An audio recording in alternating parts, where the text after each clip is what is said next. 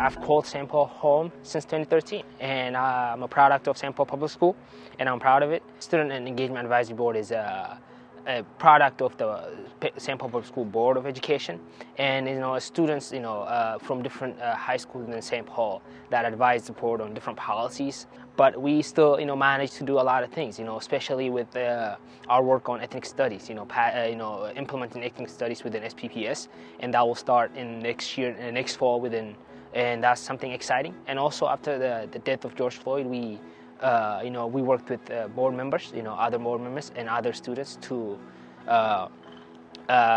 shift away from, having resource officers or, police within schools, and that's something that is the work that we worked on that is impactful for the future.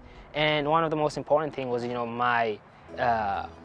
my learning experience, working, sitting at the table with adults and just learning from them, and also contributing what I know and my opinions, and they the way they showed me that they understood me and they cared about what I had to say was something that was really important to me. I worked with Miss Bridget in the CCC starting at the end of my sophomore year, and NPR News shows that a lot of SPPS students are failing.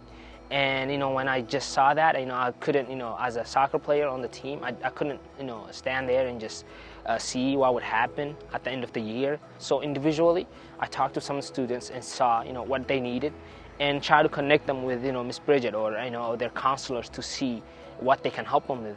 And then individually, I talked to Miss Bridget and the coach together and told them, let's have this program that Miss Bridget comes and talks to the soccer players that. If they talk together and see the future plans they can have or what they can do outside of school, sport is not just one pathway. And that was just my way of trying to not trying to make sure that my friends don't aren't left behind. I think a leader should be a follower as well as leading, and also should have a sense of belonging within what he's doing. From that too, humbling yourself with what you do, not do it for what the outcome, but do it for what you can, the impact you can have on what you do, or the people or what around you. And someone that does that is I think someone that is excellent, someone that is deserves this kind of recognition. Right now, I'm thinking about majoring international studies and economics.